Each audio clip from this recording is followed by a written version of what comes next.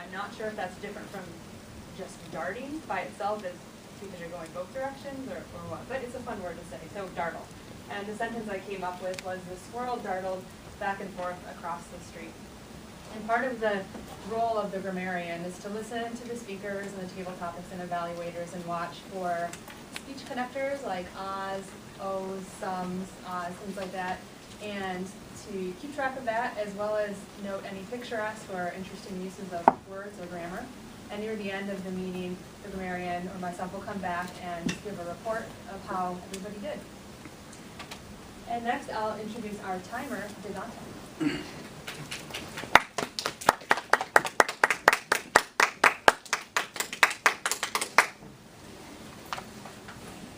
Madam Postmasters and fellow Postmasters and guests, are you a guest? Yes, I'm I will be the timer for the day. When it's 2 minutes for the speaker, I'll show green. When it is 1 minute left, yellow, and when time's up, red.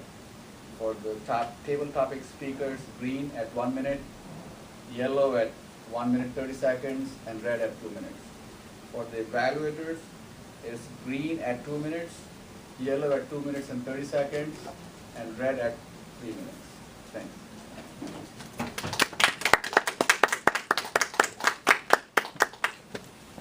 Okay, our first speaker is going to be John Potter, and before he comes up, I just want to announce that he will be giving his 7th speech, but he has been given his pin by Tanya for having achieved his first 3 speeches, and he's come quite a ways since then.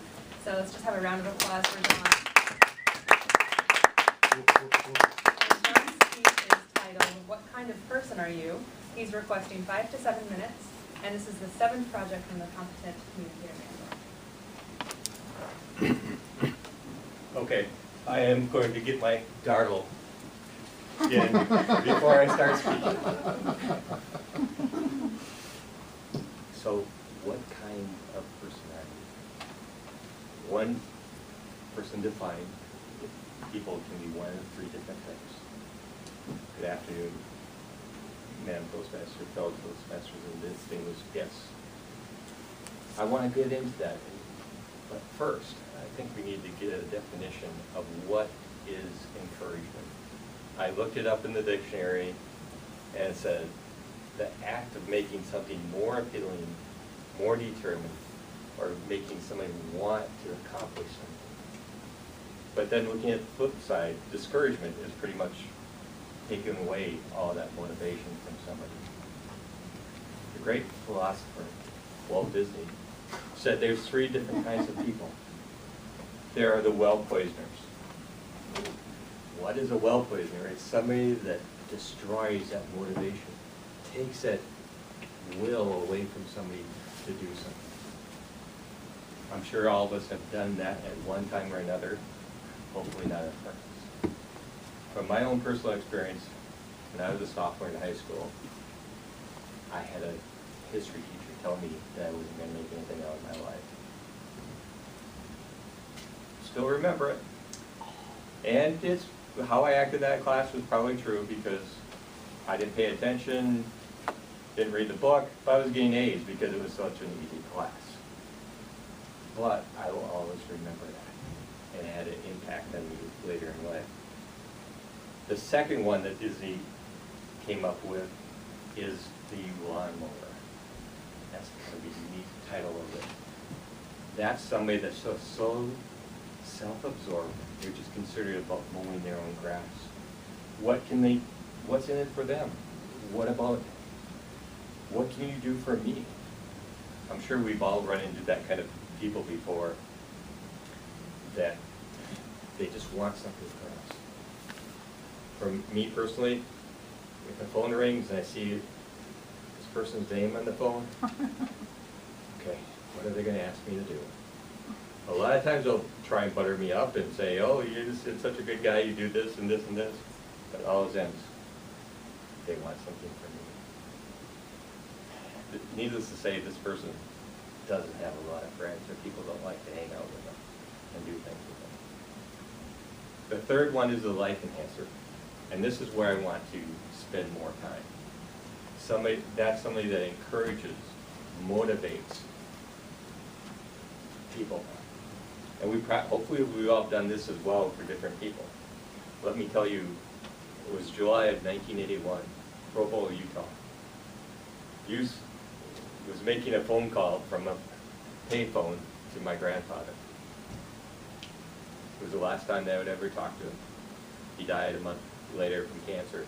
And he told me when I talked to him, he was proud of me as a grandson, that he loved me, and that he was glad I was his grandson. I can still vividly remember many of the details. I could go on a long time about all of that, but I won't. So, what does it mean? How do we encourage people? John Maxwell, in his book, Encouragement Changes Everything. And the book I meant to bring is, see, on my kitchen table. So, but in it, he said there are 5 different things that everybody needs for encouragement. Everybody wants to be somebody. And nobody really cares about how much you know until they know how much you care. And everybody needs somebody. Somebody to encourage them, to build them up. He also said that God loves everybody. And anyone who helps someone helps lots of someone's or somebody's. There's a big downstream effect of it. Last week, my son showed me a music video by Toby Mac called Speak Life. It's probably the best music video that I've ever seen. It brought my wife to tears watching it. That doesn't happen that often. But one of the verses say, though it's crazy amazing, who can turn a heart with words who can turn a heart with words we say?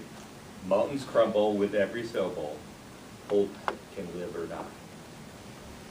So, I went over it, there's 3 different, gave you the definitions of encouragement and discouragement. Then talked about the 3 different people, the well poisoners, the lawnmowers, and the life enhancers. What kind of person are you going to be today, tomorrow, and the rest of the week? Aww.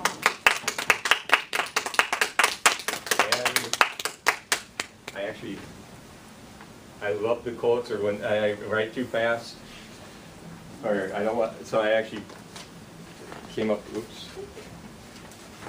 Oh, nice handout. Thank you, John. And I also put the link for the music video there. Where are you, link? Thank you. Thank you, John. Can we please have 1 minute for evaluation?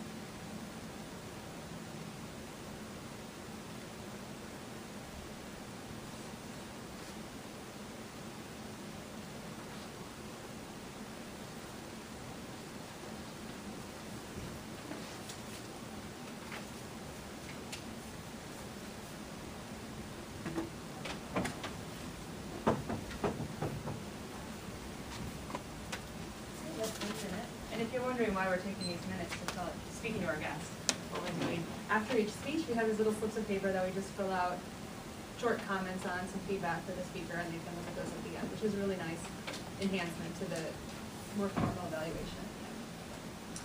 Okay, our next speaker will be Abby Bradford, and she is speaking from the Advanced Communication Series, The Entertaining Speaker, that's the name of the series. Oh. And her speech title is The Grass is Greener, It's from Project 4, which is a dramatic talk, and she's requesting 5 to 7 minutes. Welcome, Debbie. Thank you, Toastmasters and distinguished guests. I've been through a traumatic situation over the last year, and I'd like to do something a little different for my speech today. I'd like to share some of my personal journal notes with you. So we'll be using my notes, but it's written from the heart. I'm going to take you to a situation. Here's my day so far.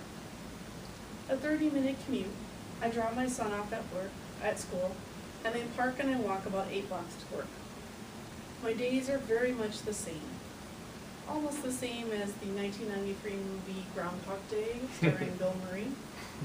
The people are saying the same hellos, they're in the same spots as we hit each other as we walk in separate ways. It's crazy. I pass the same people, even remembering I say hello the same way every day to them. I arrive at my stuffy 6x8 office. It's 60 shades of drab.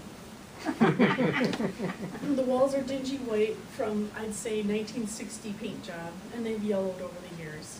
My chair at one point maybe was an ergonomic chair, but now it's held together by paper clips, tape, and Sharpie pen to mark up the holes. There's at least an inch of dust and debris on the top of the blinking fluorescent lights. They're always constantly on thanks to my office mate, Patricia. She must have the lights on. The 2 windows in the room are nailed shut.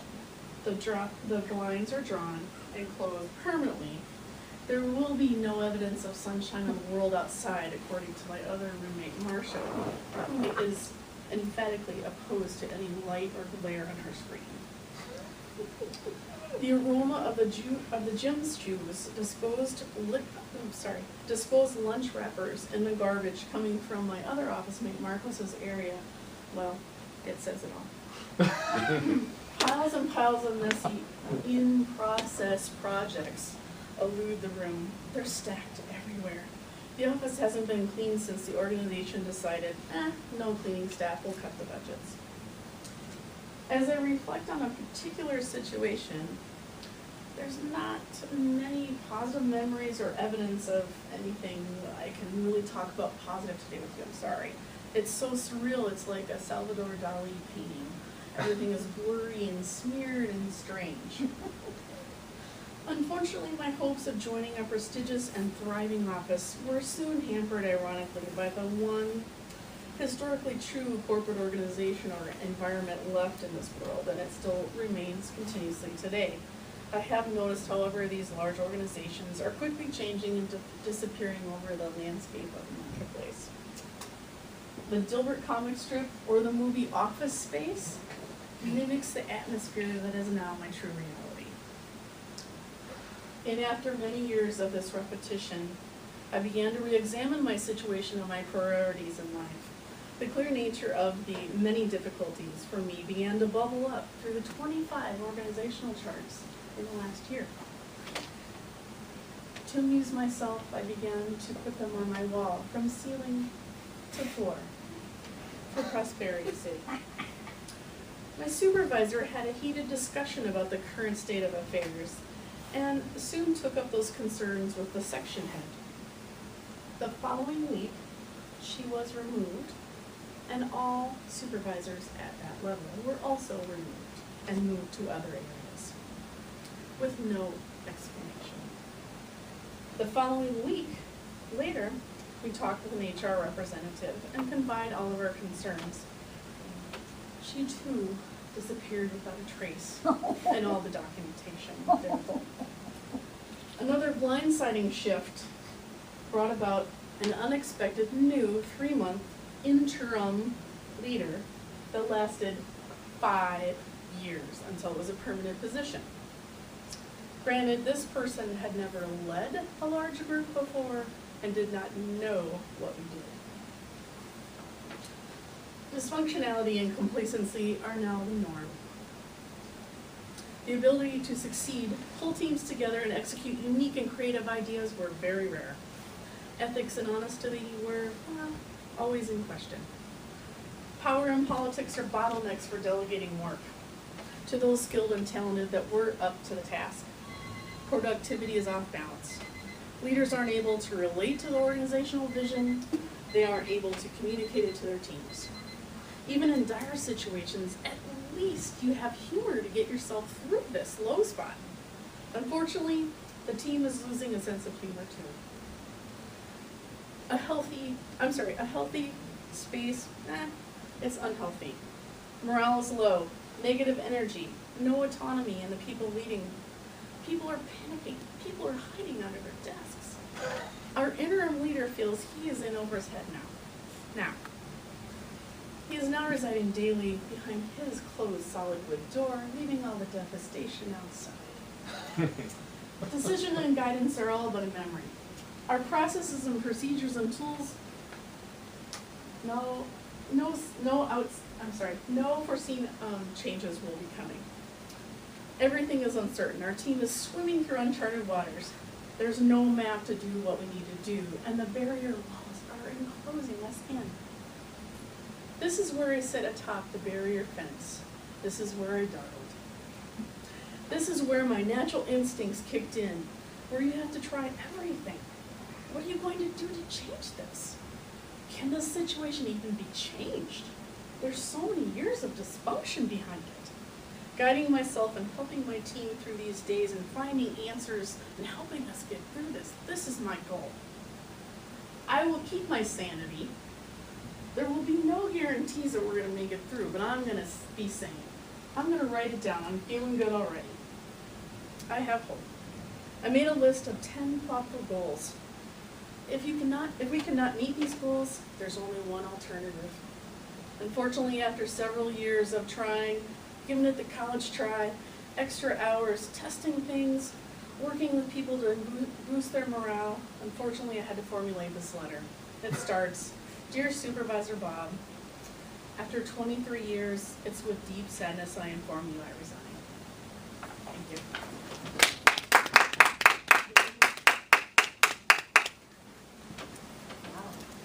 Did you resign? Yes, I did. Congratulations on your next chapter. On to the next chapter. Maybe please have 1 minute for evaluations.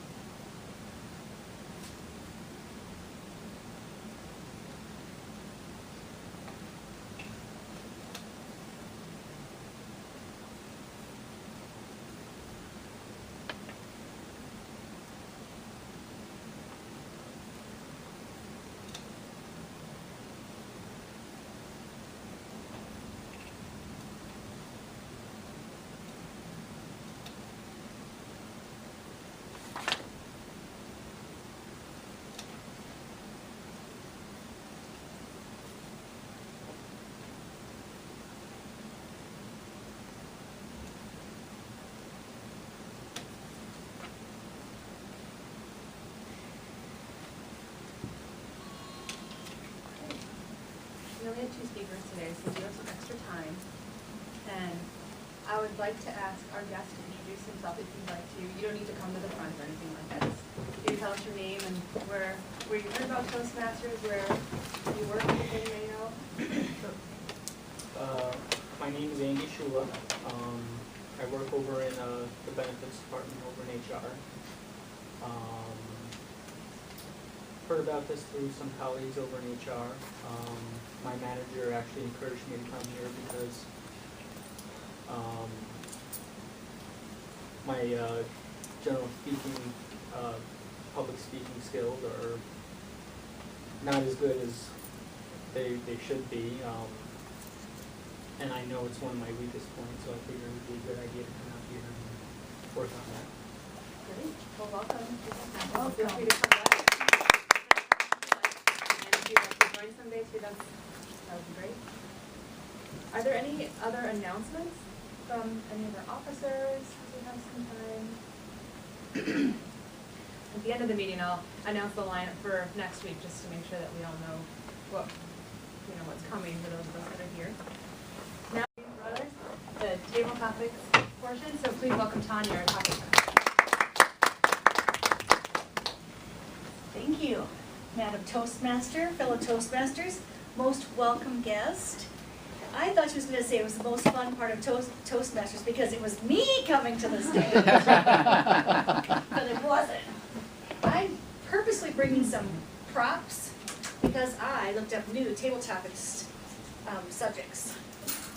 So as your table topic master, since Andrew is new, and you're always welcome to come as a guest, and we won't pick on you if you don't want to be picked on, but we will say that the table topics portion is where everyone has an opportunity, if we have time, to speak extemporaneously on any topic you want. It's kind of like you went to a picnic, backyard picnic, and somebody says, so what are you doing this weekend? It can be that generic. So, and so is a word connector, I'm not supposed to use so I'll back up. What are you doing this weekend? With that being said, that's another word connector, but people use it. Have you noticed people use that a lot in meetings now? That being said, anyway, whatever. I have a question. Either you can come up here and say that your topic is going to be, someone's asked you, what are you going to do for fun this summer? What's the latest going on in your life? A simple backyard barbecue topic, or one of the topics I present.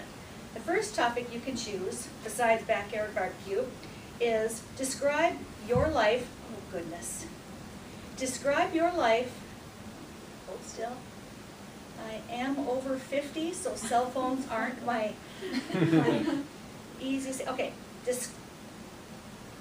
Describe your life if you were an object such as a mirror, a table, or a chair, or the front doors of the Mayo Clinic. Yeah. And I would like to ask Thomas, either backyard barbecue or any object. I don't like to plug Thomas in here.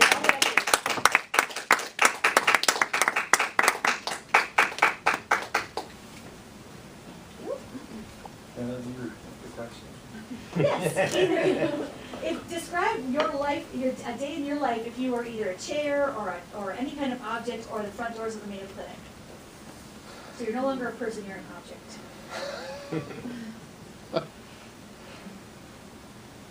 Sounds like everyday life. Table topics, fellow Toastmasters. If I was an object in every day, as boring as it sounds or as mundane as it is, I would probably be my couch. What? That being said, I chose the couch because it's usually positioned in front of the TV. I'm usually positioned in front of the TV. I love being around people. I love having people come over, play video games. Where else could you invite so many people to sit down and socialize than on a couch? My couch seats about 7 people, so unfortunately I counted about 7 people, so I take up most of it. On fun days, when I'm not in front of the couch, an object that I would be I think I would be like a car or a motorcycle. Something that's always on the move, always outdoors, enjoying the weather, and fast-paced at times, but you can sit back and relax and enjoy the scenery as you go along. Thank you. Oh, I just broke something. Thank you very much. You can applaud for him. Okay. My next question is, at 5 years old, maybe some of us have dreamed to be a firefighter or a teacher or an actress or a doctor.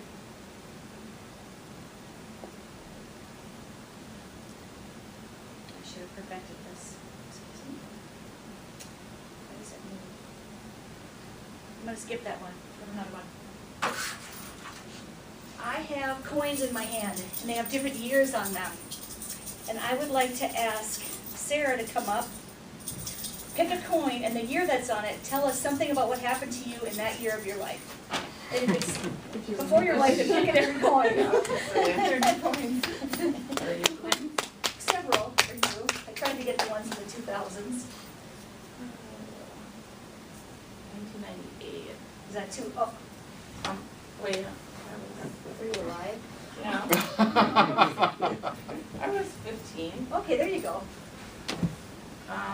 So yeah, Madam, Tabletop. tabletop Toastmaster, fellow Toastmasters and distinguished guests. When I was 15. I'm trying to think. I guess I was in high school, probably doing FFA stuff.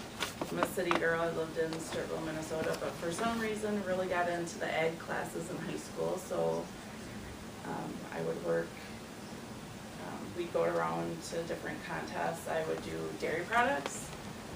So what they do is it's to simulate testing milk, what the people would go around and do on a normal basis for milk producers. So sometimes it'd have funky stuff like vanilla is kind of nice, or silage, which if you see the floating hay, you don't drink it. Kind of just sampling different cheeses to be able to tell what kind of cheeses they are and different stuff like that. So Very good. Thank you. I should have let you keep the corner. Okay. The next person that I choose gets to either, you can pick your own topic. You don't have to do my topics if they sound too crazy. You either can again tell us a backyard barbecue topic, pretend you're at a backyard barbecue, somebody asks you something and talk about your summer, what you're going to do, or anything you want to talk about. Or you can take this handy dandy product and tell us all about it and how you would make an ad to market this product. So backyard barbecue or market this product.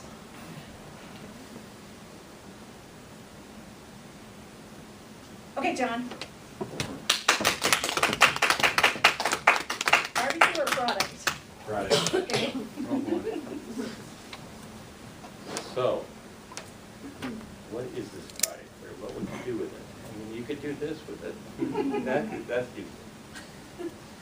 And actually, I've never used one of these, so I'm going to be a very good fast spokesman. I'd much rather use these 4 fingers. Oh. I'm done styling my hair. That's the way it's been my whole life. I have one hairstyle. I can dive in the pool, come back up, my hair is completely dry. It doesn't matter. Blowing wind, rain, doesn't matter. It stays the same. It's wonderful. The only bad thing is the hat hair. I will get quite funny, and my kids love to laugh at me. So, my advertisement for this would be, just get rid of it. You don't need it. Use your fingers. Enjoy. Save your money. Go get a cup of coffee. I won't hire you for my next one.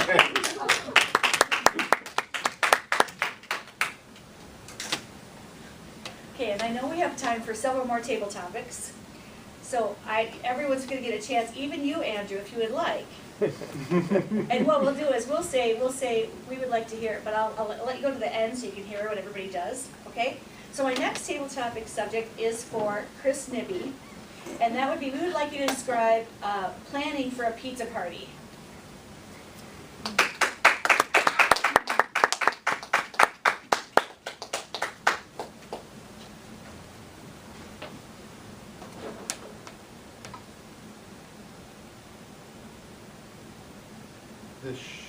Thank you, Madam Topic Master. This should be a nice segue for an announcement that I am hosting. I'm going to be having a pizza party this Saturday, which everyone present, guest included, would like to stop by. However, the question was, what do I do to prepare for a pizza party? First, it involves building the oven. I took a class on a portable pizza oven, and that involves dry stacking the bricks. That usually takes about an hour. So that's not too bad. It gives me a little chance to practice some construction skills. And then splitting the wood is a little bit behind the scenes here, splitting the wood. And then probably tomorrow I will be buying about 50 pounds of bread flour. Or, yes, 50 pounds of bread flour, because I will be making about 40 pounds of pizza dough. I expect to either eat a lot or have a lot of people come over. And of course, gathering the ingredients, and I'm falling very far behind in sending out the invitations. So this, I usually do better planning when it is for somebody else, which is usually the case with anything. Kind of like the mechanic, they always have the worst looking car, don't they? So this will be at my house. It will be a make your own pizza. So it will almost be like I'm just going to be tossing them in the oven. It's going to be very informal. So there's thankfully very little planning involved. It's just making sure that there are enough people there to consume the ingredients. Thank you.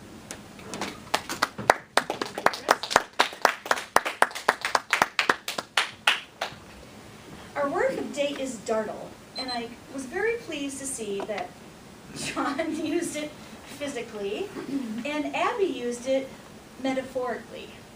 Very nice. Did I use the word term metaphorically correctly? Look at that. Gosh says I don't know. This is the time where I'm going to ask the timer to come up and give a table topic speech, and Chris is going to sub for him. A table topic, so I would like you to come up. Chris is going to cover for you. Come on up, Tagasa. You thought you were getting out of talking by volunteering, but that's not the case. That's what I was thinking. I like, know. I'm a timer, I can't be here. No. So what I would like you to talk Clever. about, I would like you to tell us about your plans, or when in the world is this backyard thing that you're making for your girls, for your daughter, the backyard playhouse or treehouse or whatever, how is that coming along, and what are your plans for this summer? Are you going to get it done? Madam Toastmaster and fellow Toastmasters, I think in one of the previous table topics I mentioned that, and I think it stuck in people's mind, and every time I've been asked that question, when are you going to build that tree house, which I promised my daughter, and my daughter is asking every year since I told that I'm going to do that for her, and this year she asked me again, that when are you going to build me that tree house? And in my mind, the steps to do that happens. Okay, I need to buy this tool, I need to buy the wood, I need to have a work area, I need to buy shingles, and how big I want to make, and how much weight it can carry, 4 kids, 5 kids, and then the whole project goes beyond scope, what I can do. And I said, I can do that. And every time it happens the same way, like I started building in my mind, and then my mind, the other big gun says, you can't do this spring or this summer. But this year, I'm hoping that I will have all the tools and all the material with me, and I'll surprise my daughter. But I can't surprise her actually, because she'll be working with me. So, but I'll surprise her by saying, okay, I'm starting to work. And she knows that when Dad starts something, he finishes it. So I hope this year she will have her tree house. Thank you very much.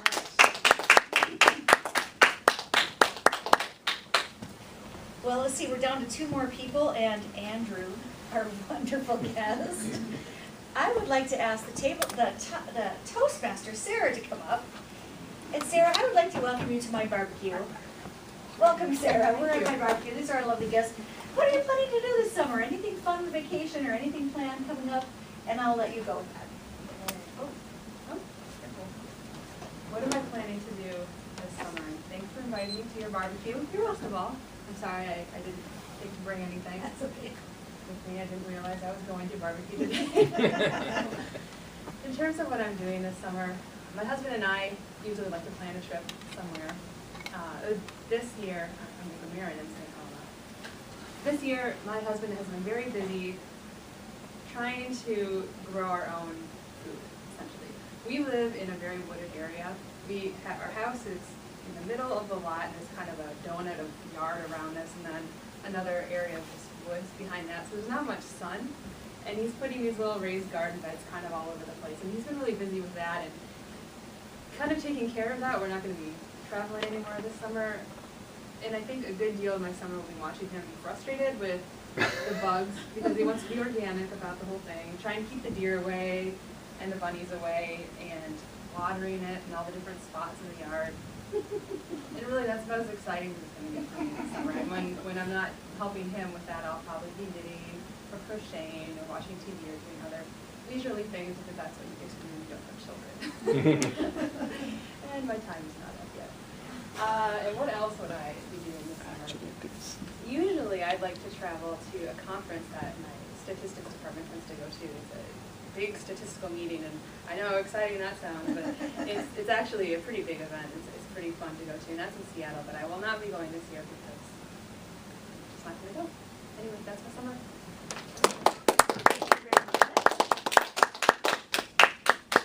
Abby, I would like to invite you up to give a tabletop quiz talk. And I would like you to talk about anything you would like to talk about extemporaneously. Okay? Oh boy. All right. The summer of Spencer. My son has my full divided attention this summer. For 3 months, we have an activity chart on the fridge.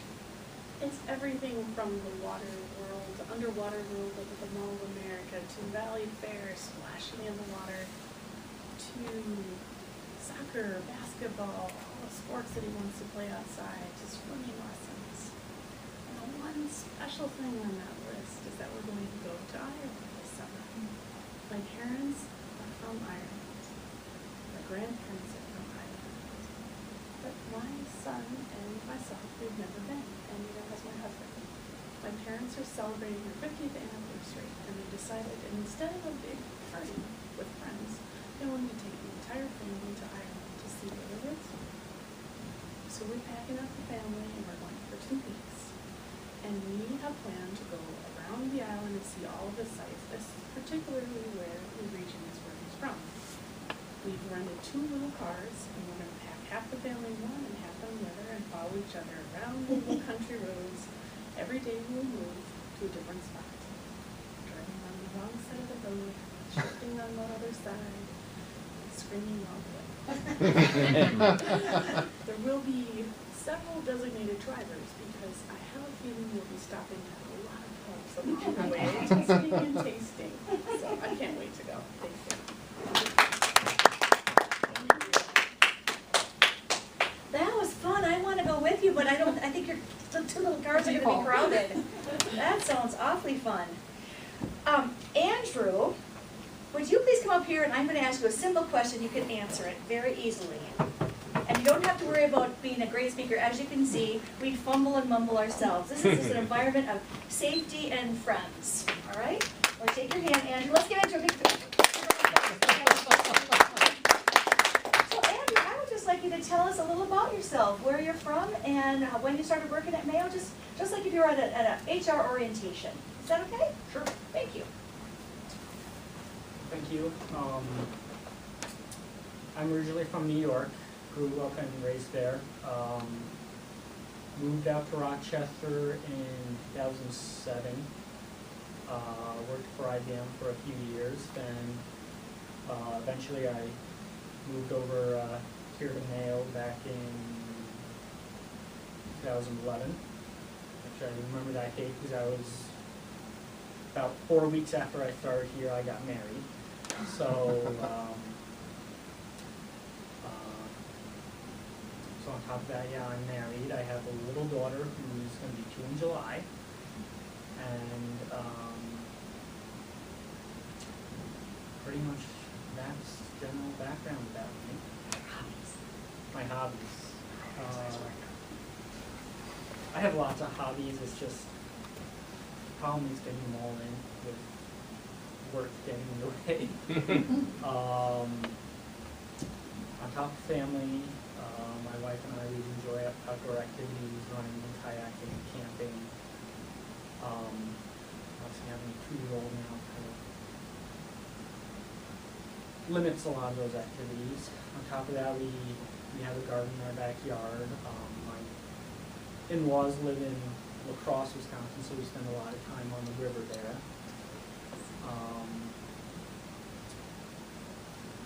That's pretty much about it. My family, a little background about my family. As I said, I grew up in New York. My parents made the standard retirement commute down to Florida. Most New Yorkers. I have a brother in Houston who works for a hospital down there.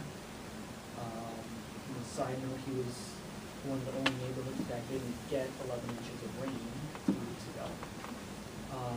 Then my second brother actually lives in Perth, Australia. So hopefully we can visit him someday if we ever decide to tolerate a 14-hour flight. That's general background on it. Thank you. Very good. With that, I will pass the meeting on to the annual, oh no, back to the Toastmaster. Sorry. Thank you, everybody, for participating. Thank you for all those table topics. That was fun. And now we'll be passing it off to our general evaluator, Chris, who'll be going to the evaluation portion of the meeting. Please welcome Chris. Yes, heads up. It's going to be my lucky day.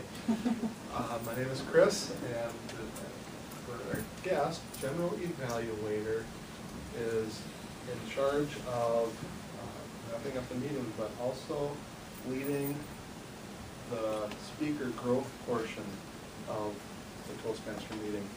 We practice our speaking skills, but more importantly, we have our peers evaluate us and give their reaction to your speech. And with that, the first evaluator is Thomas to evaluate John's speech.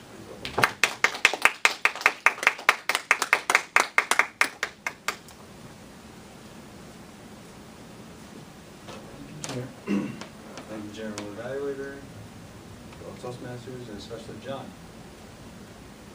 I like the speech. I really like the topic of the speech. I think it's actually kind of fitting for our topics that we had last week. But it's a good thing. Who are we? I think we should know who we are. You have several great things when you speak. Your vocal variety is outstanding. I mean, I don't think anybody comes up here and can ignite a crowd like you can. You have the eye contact with it. Some things that I would have done slightly different on your speech. When you move, to move more directly. At times I think during your speech you were more shifting your weight back and forth. And I don't know if it's just more of a nervousness but I would work on that. Other things, I saw your gesture. You're a very, very gestury guy. And a lot of times I think that sometimes your gestures could have more purpose to them, such as describing an activity, or with your examples of the encouragement from your grandfather, describe how old you were, or how high you were, that type of stuff. I thought you did research the topic pretty well. You discussed the 3 types of people based on Disney's perception, and then you also discussed the 5 types of encouragement, or 5 things for encouragement based on Maxwell. I thought you articulated them very well. I liked the examples that you provided for the ill-will person and how they put you down and how that left a memorable experience for you and shaped who you were. I thought that you were going to expand upon that later on, and I don't know if I missed that part or not. I like that you focused on the enhancer, because I think we all want the encouragement. We want the upbeat, the positive person. I was actually looking for a little more of an example from your childhood with your grandfather and where you were going with that. and then it just kind of cut off a little bit.